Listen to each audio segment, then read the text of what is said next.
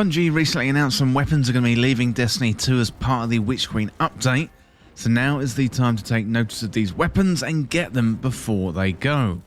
Well, today I'm going to run through the top 10 weapons to get in the current sandbox, which roles to look out for, plus why they're worth getting before they disappear.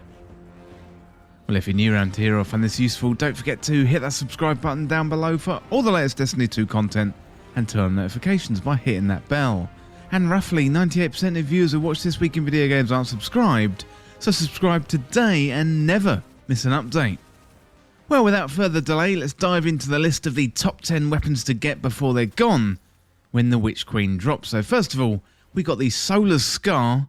This one is a legendary power sword. So this one is really good with Tireless Blade and On Guard. That's a good role to look out for, but one of the most interesting features of this sword is that it can roll with chain reaction. So this is where the final blow of the weapon creates elemental damage explosions, and also popular roles out there include Tireless Blade and Chain Reaction and Relentless Strikes and Vorpal Weapon.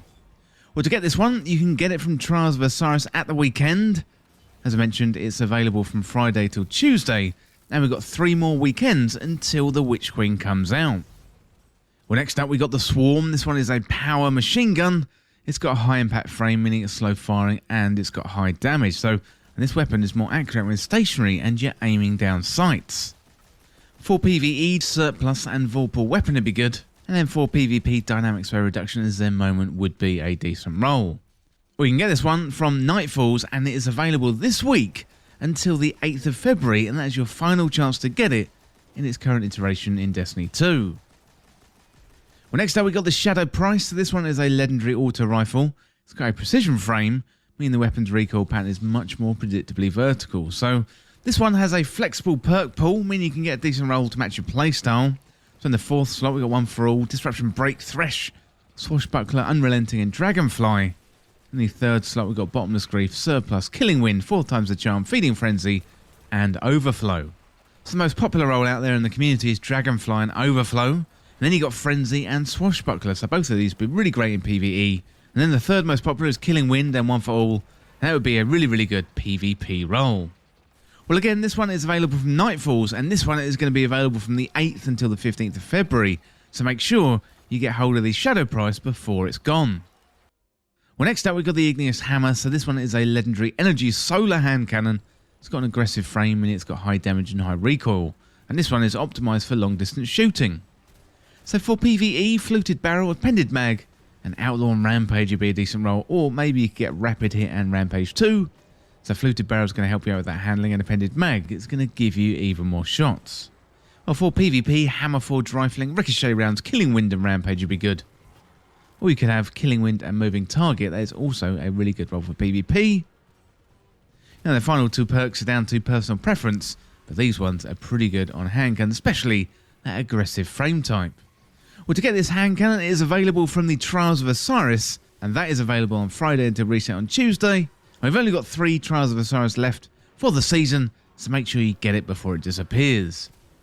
Well, next up we got the CORSAIR'S Wrath. This one is a legendary power linear fusion rifle with a precision frame, meaning it fires a long-range precision energy bolt, so the weapon's recoil pattern is much more predictably vertical.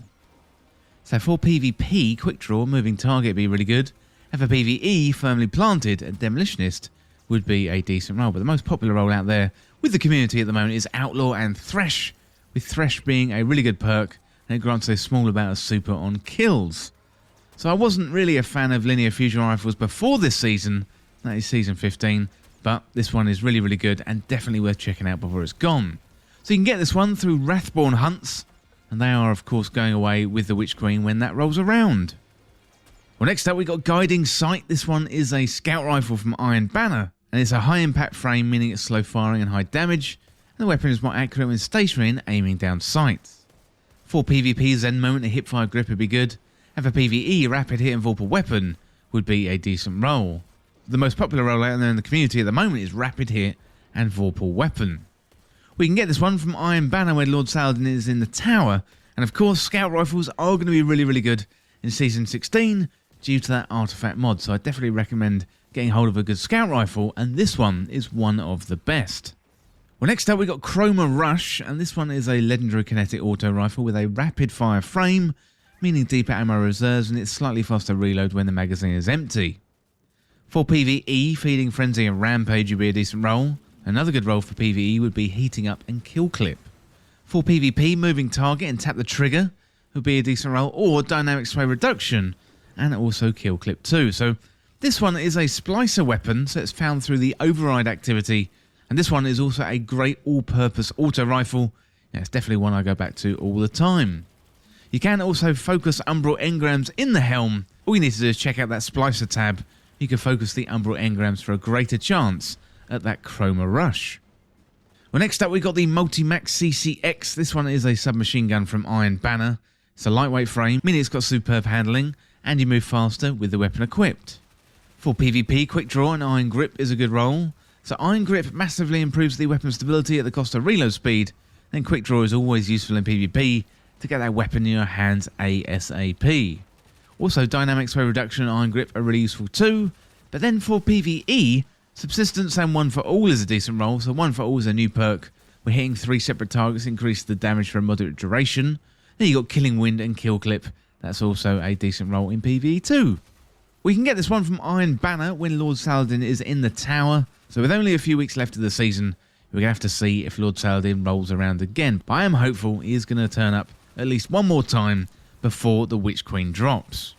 Well, next up we got WOLFTONE draw. So this one is a legendary energy combat bow with a precision frame, meaning a longer draw time, and it's optimized for damage. So for PvE, agile bowstring, carbon arrow shaft, impulse amplify and dragonfly would be a decent role.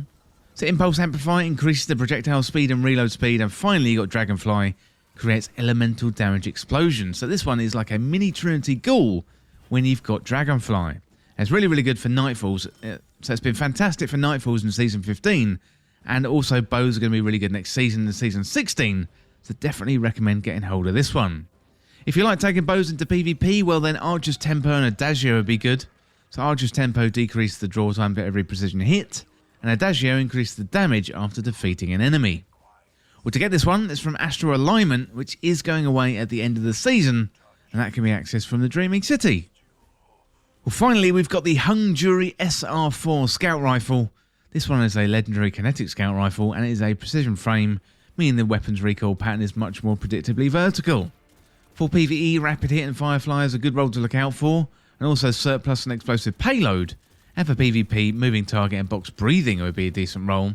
So I mainly use this one in PvE content. So I was looking for Firefly, managed to get hold of Surplus and Firefly, which isn't too bad at all. But that combo of Rapid Hit and Firefly is very, very tempting. So you can get the Hungjury from Nightfalls, and this one is going to be available from the 15th of February until the 22nd. And that is, of course, when the Witch Queen drops. So make sure you get hold of Hungjury before the Witch Queen comes out. So once again, that is going to be available from the 15th of February 2022. So make sure you go around hunting for that Hungjury when the Nightfalls come out. Well, let me know in the comments what you think of the list, and also which weapons are you hunting before we go into the Witch Queen. Well, that's it for this guide for the top 10 weapons to get before they're gone in the Witch Queen. And as always, thank you so much for watching. For more Destiny 2 content like this, hit that subscribe button down below and subscribe to This Week in Video Games. Or you can check me out on Twitter at TWIVG Podcast. If you enjoyed this video, found it useful, liking and sharing the video would really help me out. Otherwise, check out the other videos on the channel. Well, thanks again. I'll see you soon.